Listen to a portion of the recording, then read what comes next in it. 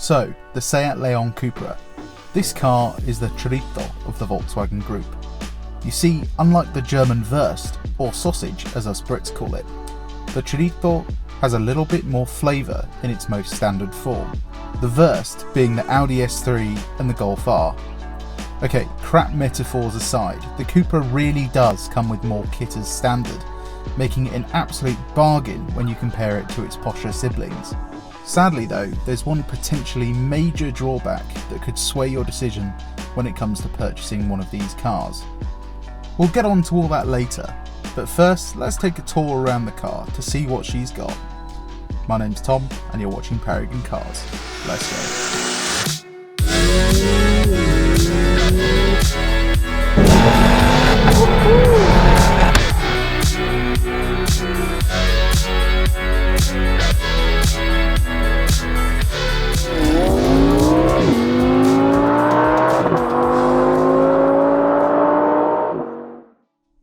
As usual, we'll start with the engine. The very well-known EA 888 2-litre fitted to this Cupra and Golf Rs alike would put out 296 brake horsepower and 400 Nm in its stock form. Except this one is a little bit spicier. This Cupra has been fettled by the blokes at Revo to make 350 brake horsepower and 500 Nm of torque. A nice increase in power, but it doesn't tell the whole tale. The lack of all-wheel drive and its lighter weight make this a pretty fast car for what it is. Let me show you with the 30 to 70 sprint.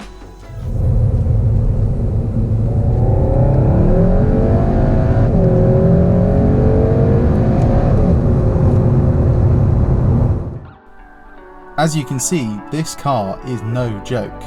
With a time of just 3.45 seconds, it absolutely smashes the A45 and A35. That lightweight combined with the lack of drivetrain loss means it is the fastest car on our leaderboard so far.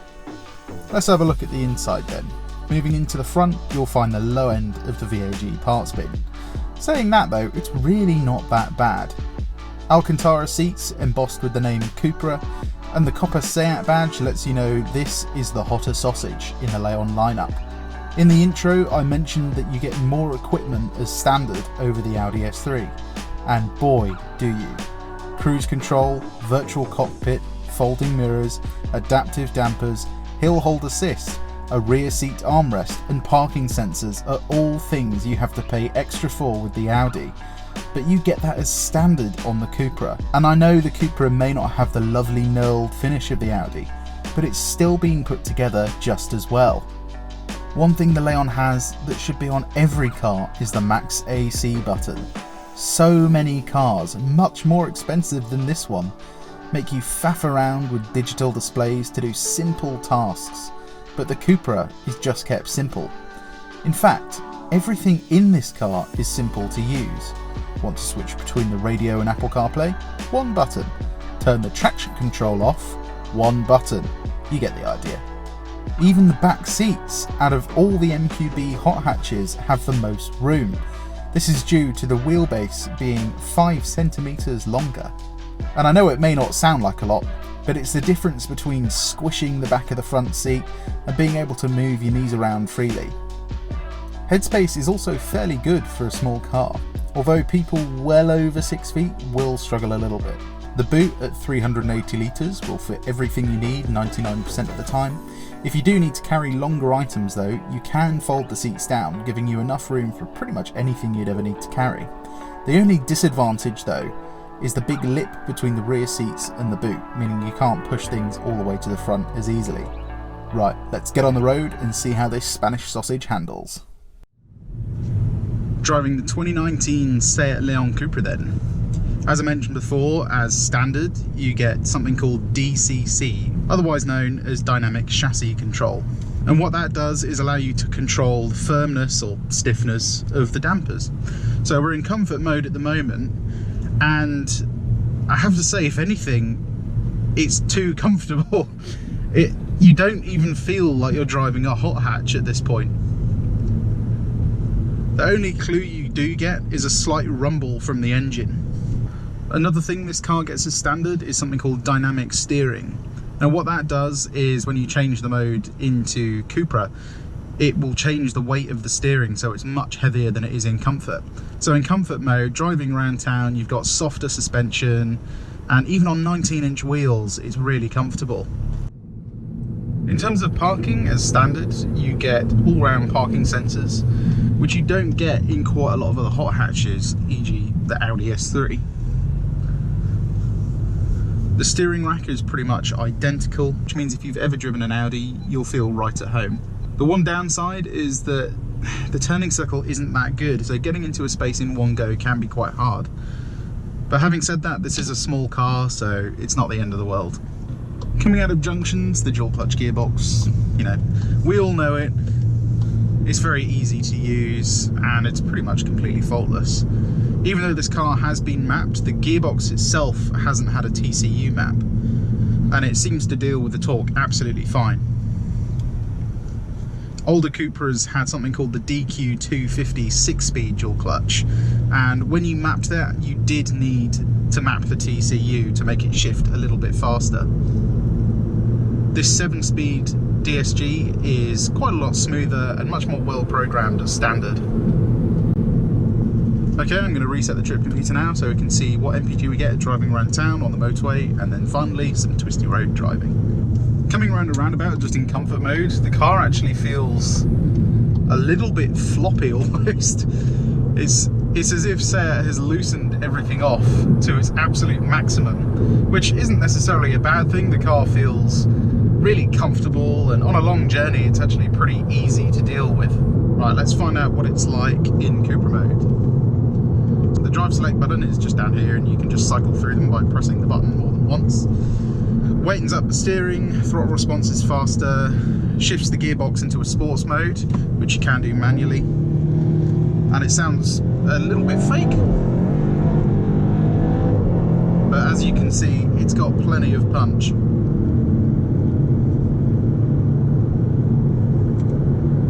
And whilst this car may not have the all-wheel drive system, it still has a Haldex system identical to the Golf R and the S3. Except it's now mounted across the axle rather than sending power to the rear. So now you get a really nice, well-sorted mechanical differential. For now, we're going to leave it in efficiency mode. What this will do is shift gears a lot earlier, and it will also turn on the start-stop system. So, the motorway then. What's this Cupra like? Well, before we talk about any of the other features this car has, you'll notice I mentioned this car had a major downside that might influence your decision when buying this type of car, and that is the road noise. Sadly, because this is the cheaper car compared to the Golf R and the Audi S3, they do have to take out something to make this not as good as a daily driver. And what they've done is basically just take out some of the sound deadening. Now, don't get me wrong, this is not a huge problem, but for some people, if you do a lot of miles, something like a Golf R will be a little bit quieter on the motorway. We're talking 5 to 8% quieter. A lot of that is because we're riding on 19-inch wheels, plus we do have Michelin PS4S tyres on, and they do tend to be quite noisy on anything other than smooth tarmac. But when you are on smooth tarmac, weirdly enough, it seems to be as quiet as a BMW 3 Series. And that's because the insulation from the wind is actually really good. You can quite happily sit 70 miles an hour or above before you get a serious amount of wind noise. But anyway, on to the features. In terms of comfort, this really is pretty much the same as a Golf R or an S3. The seats themselves hug you just as much. They feel fairly similar. Because these seats are lined with Alcantara, they do hug you just a little bit more than its competitors. The big difference though between seat comfort is in the seat base. Unlike the S3, you can't actually adjust the pitch of the seat base, and you don't have a little extra bit that pops out to give you a bit more leg support. But I've done many long journeys in this car and never found it to be that much of an issue. In terms of actual quality, it's really not far off its more expensive siblings. You still get squidgy material on the door cards, you get it on the dash, and you get plastics in pretty much all the same places. but the plastics you do get are of a very slightly lower quality. The VAG group are really good at making things like 5–10% less good than their more expensive counterparts. And things like squeaks and rattles really are just down to the individual car. This car, I'm happy to report, has no rattles or squeaks at the moment, but I'm sure if it developed one, it would be a pretty easy fix. Visibility is also really good. You've got really nice thin A pillars and the B pillars are the same. The only thing that's not quite as good as it could be is the rearward visibility, but it's really nothing to complain about. This car's fitted with the standard speaker system, and I have to say, it's perfectly good enough. It's got plenty of bass, and the mids are pretty good, the highs are also really good. And there's an equalizer in the settings that allows you to change everything you'd ever need to when it comes to the sound. This car, as standard, also comes with Apple CarPlay, so listening to your favourite tunes is as easy as it's ever going to get. Storage is also really good on this car. You get massive door bins for your drinks that'll fit anything, up to about a 2-litre size. You then get a little secret compartment down here where you can put your sunglasses and whatever else. And there's even another storage compartment underneath the seats where you can put your car manual and service book. Thankfully, the suspension, although it's very squidgy, is absolutely fantastic on the motorway. They have judged the dampers so well for long journeys. In comfort mode, you just feel like you're driving a normal Audi A3. Changing it into sport will firm the dampers up very slightly, so they kind of just control the car a little bit more. You feel all the smaller imperfections in the road, and obviously the engine sort of comes to life, but it's by no means harsh. And then switching it into Cupra mode, this is where the dampers are in their absolute firmest setting, and even then the car is still not that firm. If I was to make a comparison between this and the Mark III Ford Focus RS, the Focus RS in its softest setting is like this in Cupra. Personally, I think that might affect how well it handles when it comes to some twisty road driving, but we'll find out after we do another couple of miles on the motorway. In terms of MPG, it says we should be getting about 41, and yep, we're already doing that. Because this car is a lighter weight and it doesn't have the heavier all-wheel drive system of the Golf R, it means you do actually get pretty good MPG for a car that's got 350 horsepower. We'll see what our final figure is in a minute. Coming off the motorway then, we managed a final figure of 43.4 MPG. And I know for a fact, if you do a longer journey, you will actually get over 50 miles to the gallon in this car, which means you really do get the best of both worlds. You get absolutely blistering performance for the economy that it'll give you back. Right, let's go and have some fun. Twisty road driving then, what's it like? Well, let's start off with a bit of sound.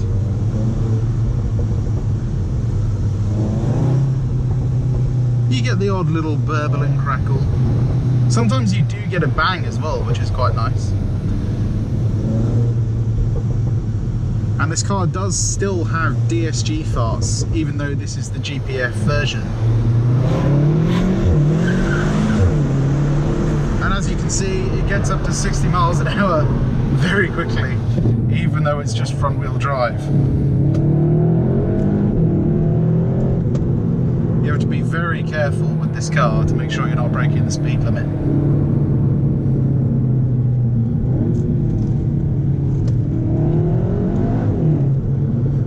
But as you can see, the VAC diff really hooks you up around the corners.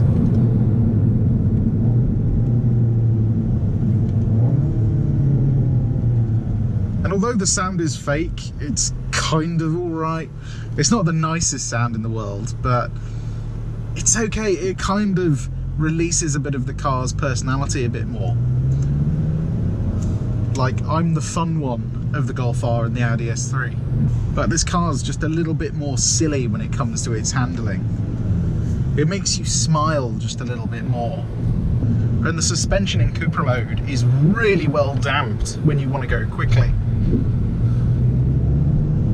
the faster you go, the better it actually gets at dealing with bigger bumps.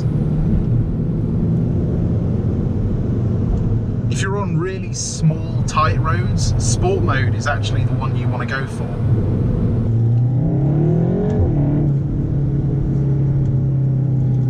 But the way this car goes around a corner and just pulls you around is just insane. Look, we're already doing the speed limit.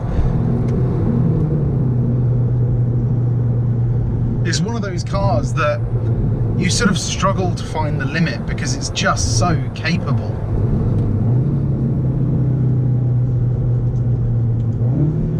Like, we can go second gear around here, so we're doing 40, and I can just plant my foot and it will just grip.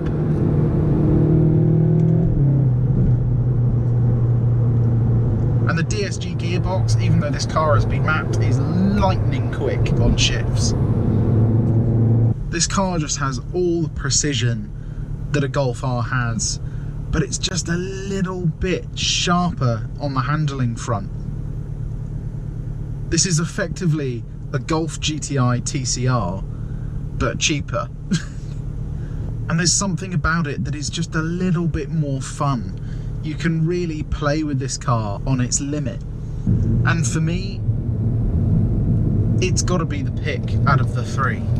If I was doing a lot of motorway miles in snowy conditions, the Audi or the Golf is going to be so much better. But on the odd chance you get a good bit of road and the weather's nice, this car is just so good. And you saw in that 30 to 70 time, this is a serious piece of equipment. And even though this is a GPF car, it still sounds okay. So for the £300 a month this car would cost you, I really think it is worth it. We're going to head back to the dealership now, so I'll finish the video up here. As always, if you like the video, give it a like, and why not subscribe to our channel? Not only can you see more of our videos like this, you'll also be able to see all the stock we have for sale. My name's Tom, and you've been watching Paragon Cars. I'll see you on the next one. Goodbye.